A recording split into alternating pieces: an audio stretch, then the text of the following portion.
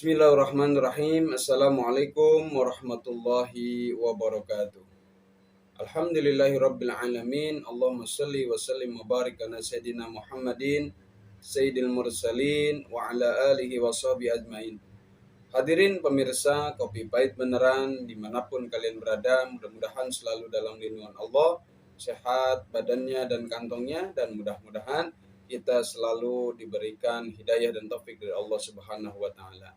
Kita lanjuti kajian pada malam hari ini. Mudah-mudahan apa yang kita pelajari menjadi satu wasilah untuk kita mendapatkan kebaikan-kebaikan yang tersimpan atau yang sudah tersingkap, dan mudah-mudahan apa yang kita pelajari menjadi satu nilai ibadah khususnya bagi kita dan umumnya bagi seluruhnya.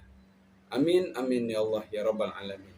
Pemirsa, pada malam hari ini kita akan membacakan Qurratul Uyun, namun sengaja kami acak ya, tidak berurutan sesuai kitabnya untuk lebih mempelajari hal-hal yang penting-pentingnya saja. Demikian. Bismillahirrahmanirrahim. Faidatani, bermula ini itu dua faidah. Al-ula, bermula yang pertama, Zakar Syarifu Al-Husaini fi syarahihi ala manzumat Ibnil Imad.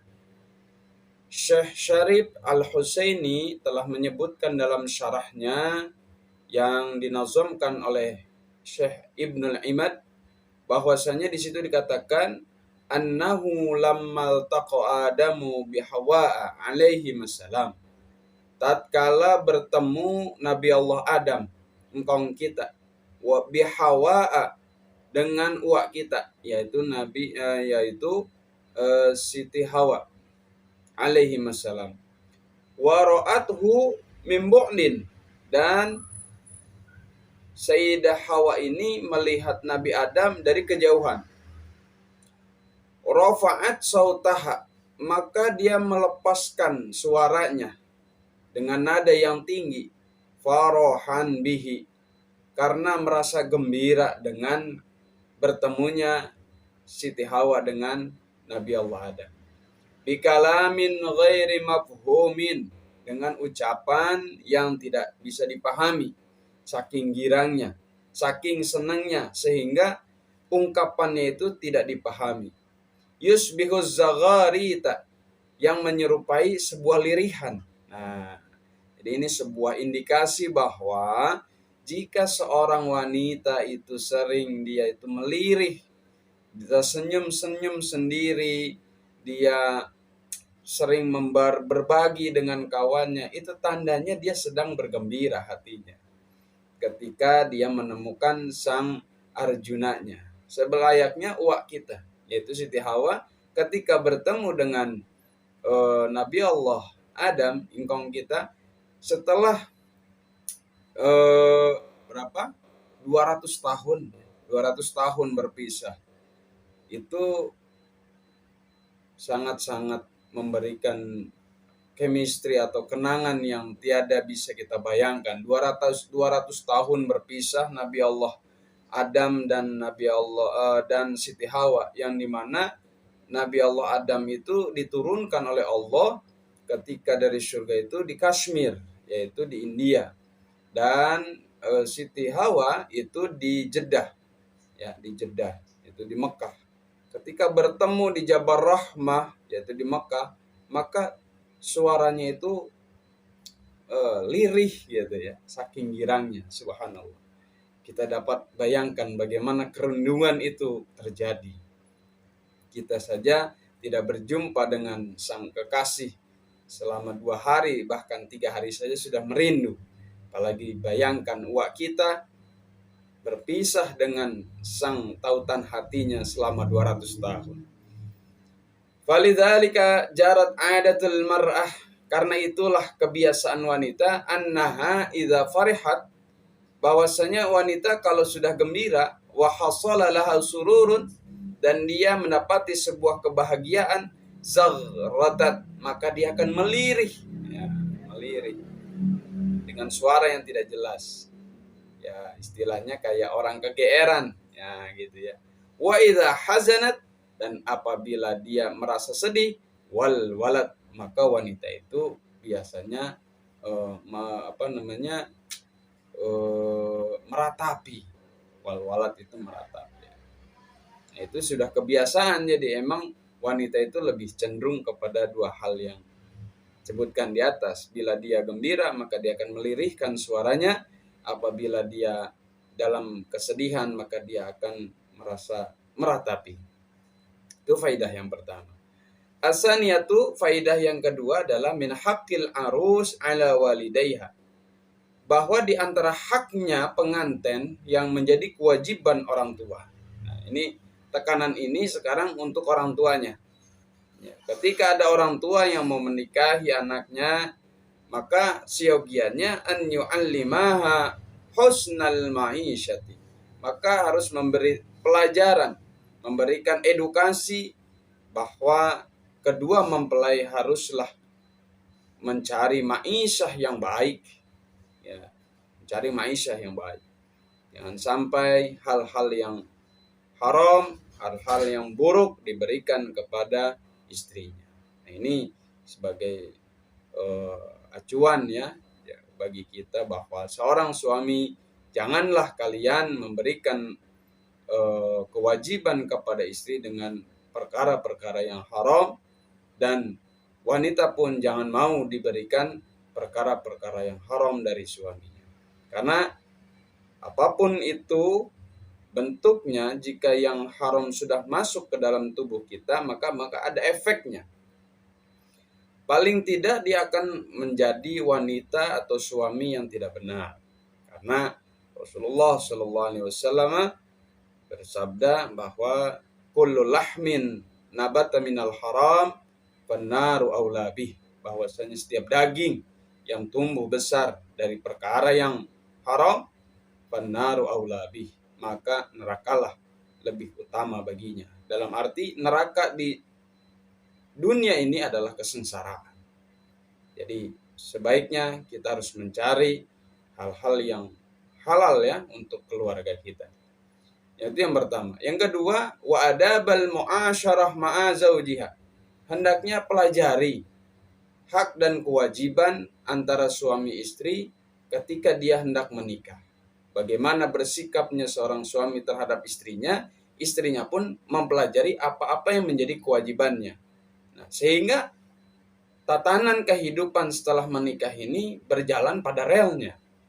Namun belakangan ini ya kita cukup miris ya melihatnya, karena banyak sekali pemuda-pemudi yang hendak dia menikah, dia mengabaikan norma-norma agama, sehingga di tengah perjalanan daripada pernikahan yang baru seumur jagung itu sudah menuai perpisahan. Ini jangan. Kalau bisa kita itu nikah dari dunia sampai surga. Nah, gitu ya. Karena ini adalah sebuah anugerah bagi kita yang telah mempunyai istri. Karena banyak sekali manfaat daripada pernikahan itu. Salah satunya kebutuhan biologis, kedua mempunyai kesempatan mempunyai anak, menjadi turunan, yang mana anak itu merupakan aset. Bayangkan ketika tidak ada orang lain yang bisa menyelamatkan kita di akhirat, maka ketika kita mempunyai anak yang soleh itu menolong kita. Coba kita bayangkan, kita renungkan. Ke dalam kesusah payahan kita tidak ada yang menolong, dan ternyata anak kita yang menolong pada saat itu merupakan kebahagiaan yang tidak akan bisa kita bandingkan kebahagiaan yang lain. Karena dengan nikah ini mempunyai potensi kita punya aset yang sangat berharga, yaitu anak. Seperti bagaimana adab muasyarah atau adab mempergauli suami istri, seperti ungkapan-ungkapan orang tua seperti ini. Kakuni lahu ardon, wahai anakku, jadilah engkau bumi. Yakun laki samaan, niscaya suamimu menjadi langitnya. Nah, pelengkap. Wakuni lahu mihadan, dan jadilah dirimu sesuatu yang menghampar. Maka yakun laki imadan, maka suamimu menjadi tiang-tiangnya. Wakuni lahu amatan, jadilah engkau amat, hamba sahaya. Yakun laki abdan, maka niscaya suamimu menjadi hamba sahaya laki-laki. Dalam arti ungkapan-ungkapan yang mendorong suami istri atau anak kita setelah menikah satu dengan yang lain saling melengkapi. Nah, itu ya. Nah, setelah kita mempelajari apa yang harus kita lakukan, apa yang harus kita perbuat setelah pernikahan, maka kita hendaknya mempersiapkan diri untuk proses yang selanjutnya, yaitu bagaimana cara supaya kita mendapatkan keturunan yang baik. Ingat, sesuatu yang baik, yang bagus tidaklah didapat kecuali dengan sesuatu yang begitu capek, begitu mahal harganya. Karena memang perkara yang mahal, yang antik harus diraih dengan sekuat tenaga, dengan jerih payah. Dan bagaimana mendapatkan anak yang soleh? Jadi dalam proses pembuatannya itu pun harus dengan cara-cara yang baik. Bahwasanya musannif memberitakan annalid dukhuli adaban, bahwasanya dalam bersenggama itu ada tata keramanya. Ya, bersenggama nih. Minha an yutahhira batinah. Satu, bahwa si suami itu harus membersihkan batinnya. Jadi jangan langsung main babat terus, singkong ditanam gitu ya. Karena ini akan membuahkan hasil yang relatif sangat panjang waktunya. Jadi harus apa? Kitanya bersih dari secara batin. Wa yuzayyinahu bitaubati, dan menghiasi dirinya dengan taubat. Jadi sebelum kita mempergauli istri kita, hendaknya kita membaca istighfar yang banyak. Min jami'idz dzunubi wal afati wal uyubi, dari seluruh rangkaian dosa yang kita lakukan, rangkaian bahaya yang kita lakukan, bahkan aib-aib kita. Ya Allah, jika memang dosa ini untuk saya cukup, Engkau siksa diriku, jangan Kau teruskan kepada anakku. Ya Allah, jika aib ini memang untukku, cukuplah aib ini untukku, jangan Kau teruskan aib ini kepada anakku. Siogianya kita minta kepada Allah. Fayadkhulu tahiran nazifan hisan wa ma'nan. Maka kita mempergauli dalam prosesnya haruslah bersih secara hisan wa ma'nan, secara rasa dan secara maknanya. Ya, badan kita harus bersih, jangan bau ketek, jangan, kemarin sudah dikatakan harus siwak ya. Ya, salah satunya sunnahnya harus sikat gigi lah, harus mandi, harus bersih. Jangan main di yang kotor baru mandi, jangan. Tapi harus apa? Sesuatu yang bersih. Pakai yang wangi-wangi.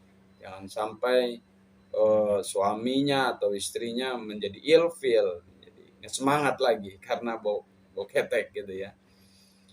Karena kita sudah berusaha membersihkan zahir kita, membersihkan batin kita, la'allallaha ta'ala yukmilu lahu amra dinihi biddukhuli ala zawjihi. Mudah-mudahan itu menjadi satu wasilah bahwa Allah menyempurnakan perkara agamanya. Karena kita memperhatikan norma-norma dan adab yang Allah ajarkan, yang baginda Rasul contohkan, itu menjadi satu wasilah untuk kesempurnaan agama daripada turunan-turunan kita. Karena hadis mengatakan, man tazawwaja faqad istakmala nisfa dini. Maka siapa orang yang dia nikah itu sungguh menyempurnakan setengah daripada agamanya. Falyattaqillah fin nisfil tsani. Maka hendaklah ia bertakwa kepada Allah di setengah yang kedua. Subhanallah. Jadi hadis yang ditakhrij atau dikeluarkan oleh Imam Al-Baihaqi dari An-Nas ini sungguh memotivasi bagi kita bahwa agama yang kita pertahankan saat ini setengahnya itu gara-gara nikah. Gitu. Salat, puasa, haji itu setengahnya lagi. Ya, maka rugilah orang-orang yang tidak mau menikah, itu rugi, saudara. Rugi sangat-sangat, saudara. Kita 2 rakaat, ya kan, dengan yang udah nikah dibanding orang 2 rakaat yang belum nikah, itu perbandingannya hampir 70 rakaat. Bayangkan, keistimewaan mana lagi yang diberikan kepada umat baginda Nabi Muhammad kecuali kita yang mau menikah. Ya gitu ya. Jadi harus nikah. Harus dalam hati ini munajat kepada Allah, ya Rabb, saya ingin nikah karena mengikuti perintahmu dan menyempurnakan agamaku atas bentuk saya cinta kepada Rasul untuk menyempurnakan agama saya dengan cara nikah. Ya Allah. Jadi rugi, pantas saja kata Rasul, miskinun liman la zaujalah.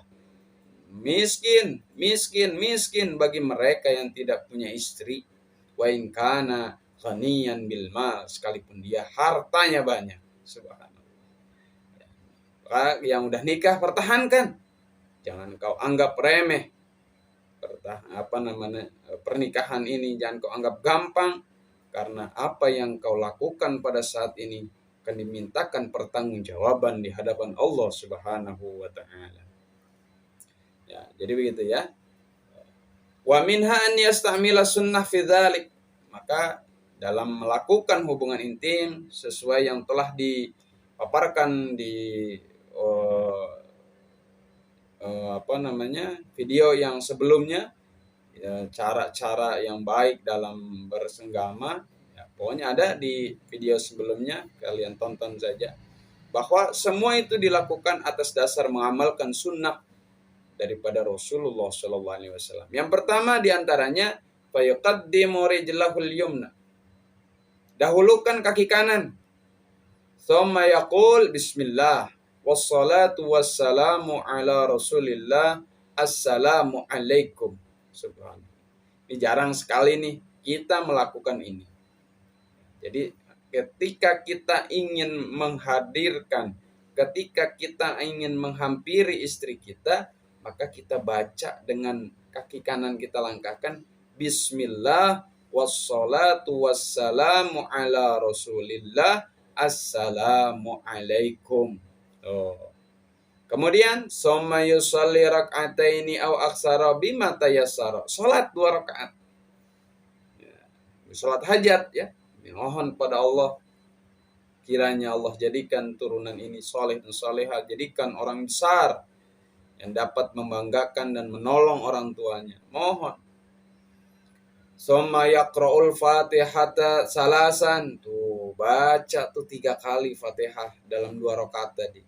Wa qul huwallahu ahad salasan, baca surah Al-Ikhlas 3 kali. Kemudian apa? Summa yusalli 'alan nabi. Kemudian setelah beres salatnya, baca sholawat yang banyak. Kemudian summa yad'allahu ta'ala, berdoa kepada Allah, wa yuraghiban nasa ilaihi fi husnil 'ashra wal ulfatil hasanah wa dawamil mahabbah, dan memohon kepada Allah supaya Allah memberikan rasa cinta. Rasa cinta, pertahankan. Dan memohon pada Allah untuk, ya Allah, jadikanlah keluarga kami keluarga yang sakinah, mawaddah, warahmah, yang didasari oleh rasa sayang dan rasa cinta. Karena ada 3 konsep. Yang pertama sakinah, yang kedua mawaddah, warahmah. Sakinah ini tujuan akhir, pondasinya mawaddah warahmah, harus ada cinta dan sayang, baru timbullah rasa sakinah. Tapi kalau kedua mawaddah rasa cinta, kemudian rahmah rasa sayang ini sudah tidak ada, maka mustahil adanya sakinah. Jadi dasarnya 2 dulu.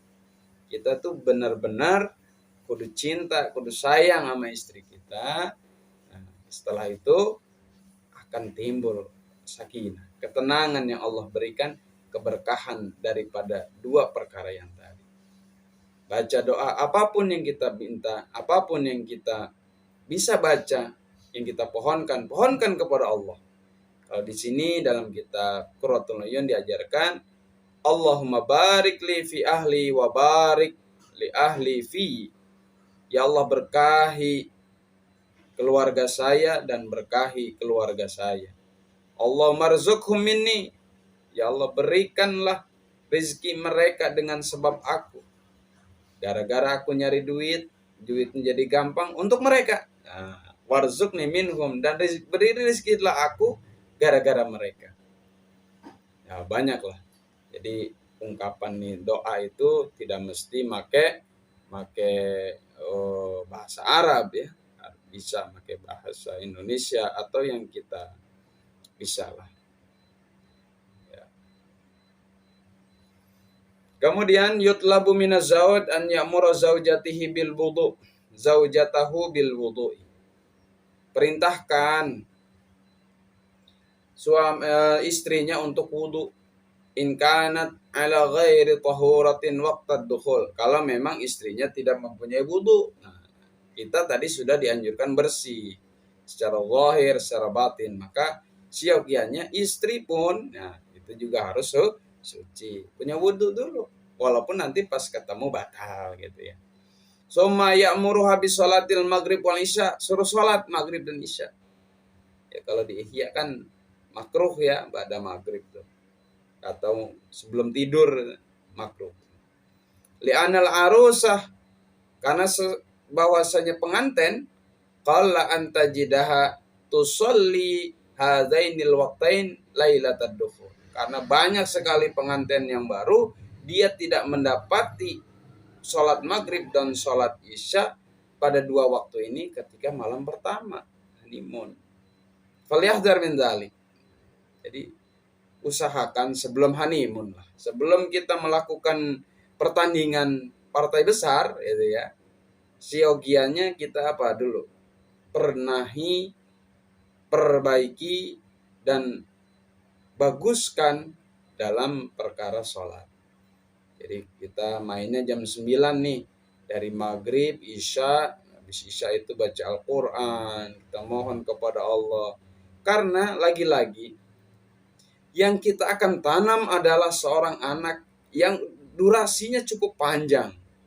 Andaikan anak itu berumur 50 tahun, andaikan anak itu berumur 70 tahun, bagaimana itu terjadi kalau kita dalam menanamnya dengan ceroboh. Na'udzubillah, summa na'udzubillah. Jangan sampai ya, kita mempelajari ini supaya menjadi sebuah peringatan buat kita, dan kita harus melakukan sesuatu itu atas dasar hal-hal yang baik, dan insya Allah apa yang keluar dari hal yang baik kecuali perkara-perkara yang baik. Summa ya'muruha an tusalliya khalfahu rak'atain, kemudian berjamaahlah maghrib, wa antu ammina ala du'ahi, istri harus mengaminkan doa-doa yang dimunajatkan oleh sang suami. Jadi inilah prosesi, bahwa ini yang penting harus kita sampaikan, bahwa ketika kita ingin menanam benih yang bagus, maka tanamlah di tanah yang bagus dengan benih yang bagus dari hasil karya yang bagus, sehingga besar harapan kita mendapatkan sesuatu buah yang bagus yang akan gemuk dan sangat banyak buahnya, lebat buahnya. Mudah-mudahan ini menjadi satu tambahan kita dalam mengarungi bahtera rumah tangga. Kemudian apalagi? Anna zaujah idza faragha minas shalah wa du'a, kalau dia udah selesai sholatnya, udah selesai doanya, fa innahu yuqbilu biwajhi ilaiha, ciumlah keningnya. Ciumlah keningnya siapa? Istri.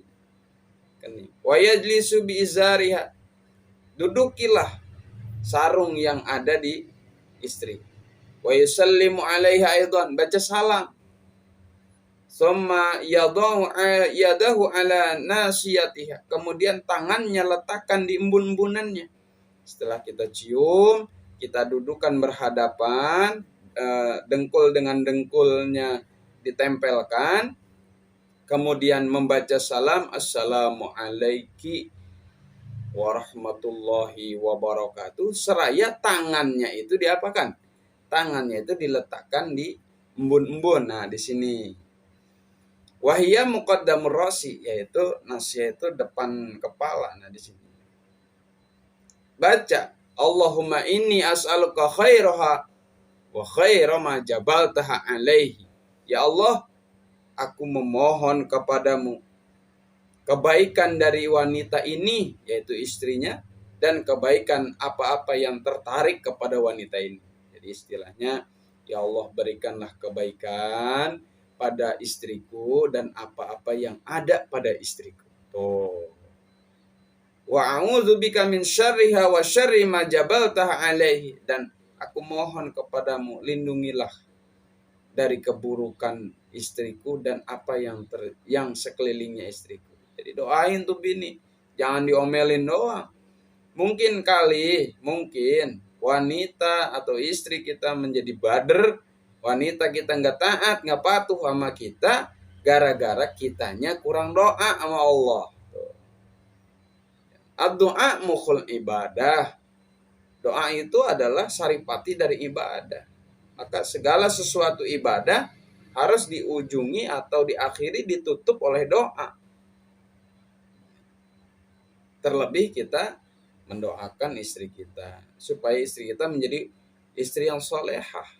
Jadi jangan arogansi, wanita harus solehah, suaminya nggak soleh gitu. Itu sama saja kita menanam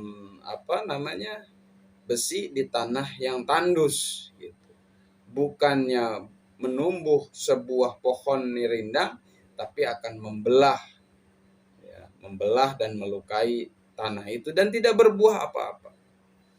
Maka siapa orang yang melakukan doa tersebut setelah sholat maghrib, sholat isya, kemudian dia doa menghadap ke istrinya, dicium, didoakan istrinya. Setelah itu siapa orang yang melakukan itu, ini insyaallah atahullahu khairaha wa jannabahu syarraha.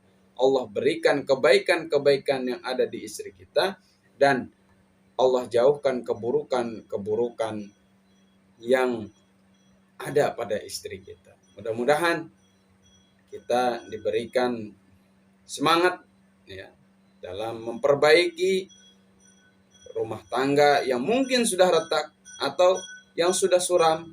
Mudah-mudahan semua ini menjadi satu wasilah untuk kita kembali kepada istri kita dengan mawaddah warahmah yang pada akhirnya kita mendapatkan sakinah.